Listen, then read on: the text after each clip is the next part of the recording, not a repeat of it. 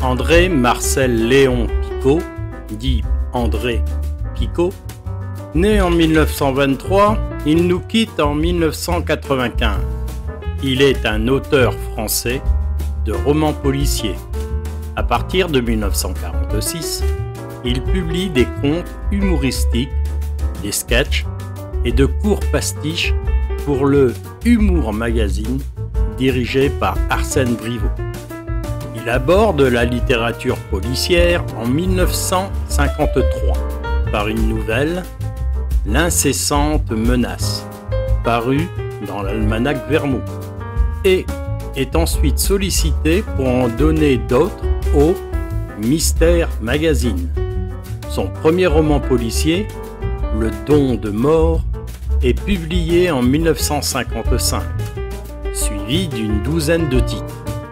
Plusieurs de ses romans et nouvelles seront adaptés à la radio pour l'émission Les Maîtres du Mystère. Il signe également quelques courts textes dramatiques pour la radio. En 1965, le roman policier Il faut mourir à point remporte le prix du roman d'aventure. Parmi les romans signés d'André Picot, nous pouvons citer quelques-uns, tels que Le Don du mort, 1955, In extremis, 1957, L'aventure n'est pas pour moi, 1957, puis Invitation à la mort, de la même année. En 1958, il signe La vérité de minuit, puis L'abîme appelle l'abîme. Nous pouvons également citer Symphonie macabre, Laisser dormir les morts, L'assassin part en vacances et La jeune fille et la mort, en 1962, édité aux éditions Le Masque. La nouvelle que vous allez entendre nous décrit simplement le monologue intérieur d'une femme. Il mérite bien son titre. Toute sa force, en effet, est concentrée dans sa chute. Paru dans Mystère Magazine en 1956, voici donc La chute.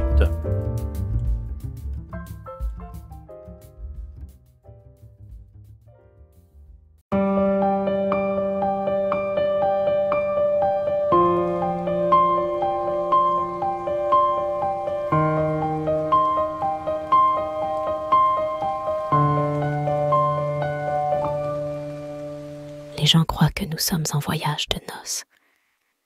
Les hommes se retournent sur mon passage. Paul s'en amuse. Il n'est pas jaloux, ça le flatte. L'imbécile. Il avait bien choisi son moment pour me faire la cour.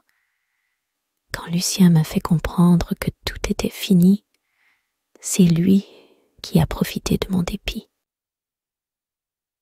Je me suis jetée dans ses bras pour oublier Lucien. Paul était tout le contraire de Lucien.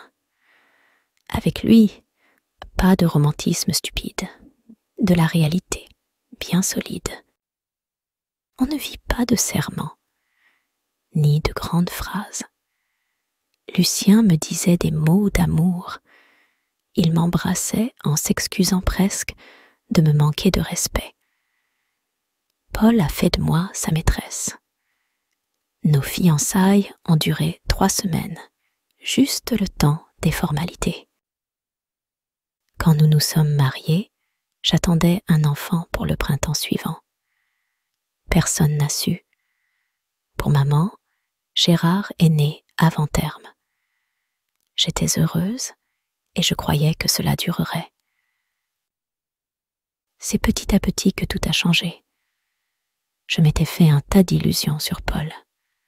Sa situation chez Martin Lambert, du vent. Au premier revers de bourse, on l'a remercié. Il a retrouvé tout de suite un emploi de bureau à 35 000 francs par mois. 40 000 francs dans 2 ans, si tout va bien. Il connaissait pourtant de gros Manitou qui devaient le recommander à leurs amis. Mais, pour l'instant, n'est-ce pas, avec cette agitation sociale? Paul s'en fiche. Il n'a pas d'ambition. Une petite planque de commis aux Écritures, ça suffit pour son bonheur. Il est fou de Gérard. Le samedi soir, il m'emmène au cinéma. Le dimanche matin, il fait la grasse matinée. Je vais à la messe de 7 heures et je me dépêche de rentrer pour le biberon. L'après-midi, tante Agathe vient garder Gérard et nous allons voir un match de football. J'aime Paul. Quand je me donne à lui, rien ne compte. Mais il n'y a pas que ça dans la vie. Rosette aussi a un mari qu'elle adore. Il est architecte et il a 2 voitures. Lucienne n'a guère de satisfaction avec Marcel. Mais il la comble de bijoux et il ferme les yeux quand elle s'offre une aventure. Un matin, au marché, j'ai revu Robert, mon premier soupirant. J'avais 16 ans. Il composait des vers pour moi. Bonjour Morissette, content de te voir. Mariée? Un enfant? Heureuse? J'ai dit oui. Nous avons bavardé. Il a épousé Odile, sa collègue du ministère. Il m'a montré la photo de sa fille. Elle commence à marcher, à 13 mois. Crois-tu qu'elle est paresseuse? Je suis étonnée de le voir dans la rue à 10 heures du matin. « Et le bureau ?» ai-je dit. « Ouh, pas aujourd'hui. J'ai rendez-vous avec mon éditeur. » Il vient d'obtenir le prix Stéphane Mallarmé. Il a décroché 5 contrats, dont 2, pour la traduction de ses poèmes, en allemand et en anglais. Je double facilement mon traitement et Odile n'a plus besoin de travailler. D'ailleurs, je ne resterai pas au ministère. J'ai passé le concours de l'ONU, tu sais, les traducteurs. J'ai été recalé de peu, à cause du russe. Je me suis remis à le bûcher sérieusement. L'an prochain, je suis sûr de passer. C'est du boulot, mais en dehors des sessions, j'aurai la vie belle. Et toi, tu ne pars pas en vacances cette année? Si, je suis partie, avec bien du mal. 3 semaines en Italie du Nord. 3 semaines qui vont se réduire à 15 jours. Car Paul ne sait pas se débrouiller. Il m'a dit « Ce voyage, ça marchera comme sur des roulettes. » Mais il ignorait l'existence des billets touristiques sur le réseau italien. Et, dans les hôtels, nous payons le prix fort. Nous avons rencontré une dizaine de Français. Pour tous, ça a été le même refrain. « Vous vous êtes fait avoir. Ah ! Si vous parliez un peu l'italien, ne serait-ce que quelques mots, il faut toujours marchander, par principe. »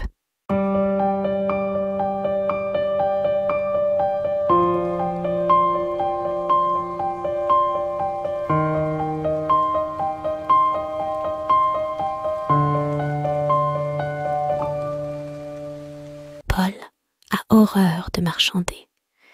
C'est contraire à sa dignité.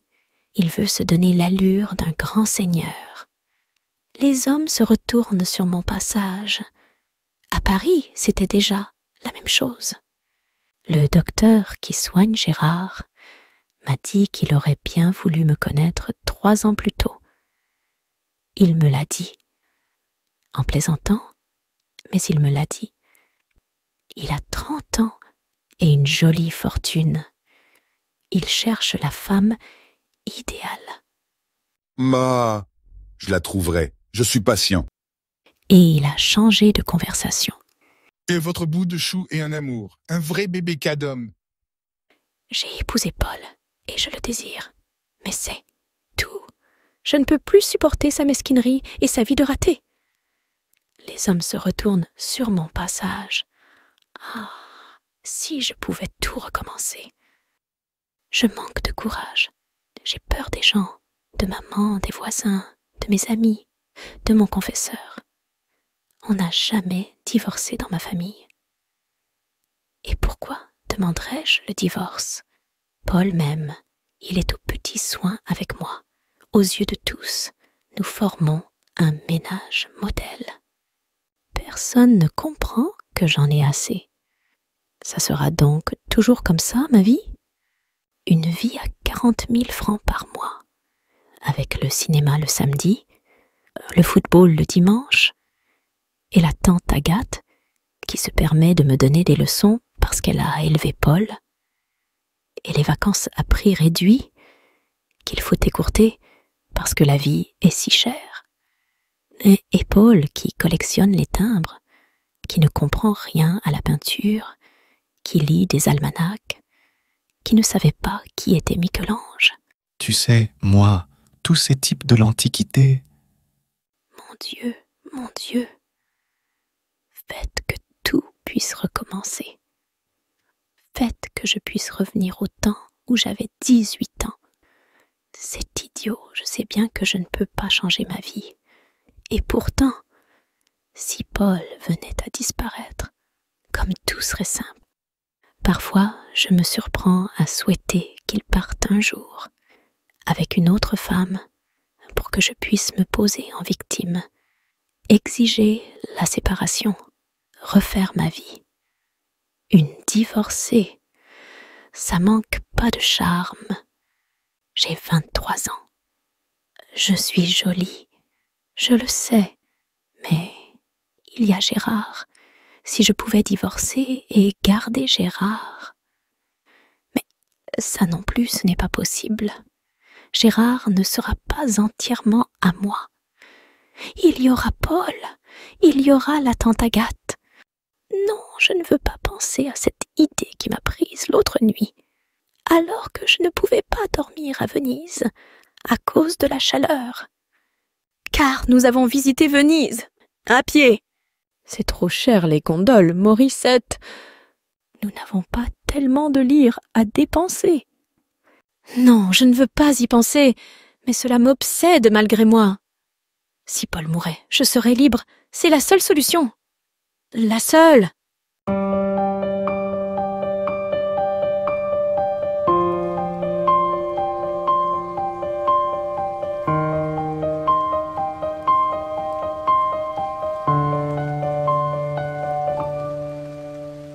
Le divorce n'arrangerait rien. Je n'ai pas de haine contre Paul. Seulement du mépris. Je sais que je regretterai ses caresses, que je ne pourrai pas supporter qu'il les prodigue à une autre. Si Paul meurt, je ne regretterai plus rien, puisque tout recommencera. Oui, tout! La vie, l'argent, la jeunesse.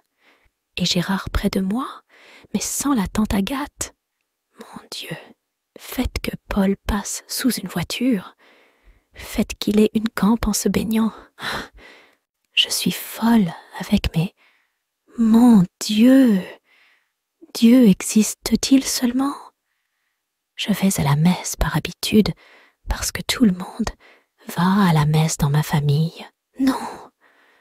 Dieu n'existe pas, et nous n'avons qu'une vie, et je ne veux pas gâcher la mienne.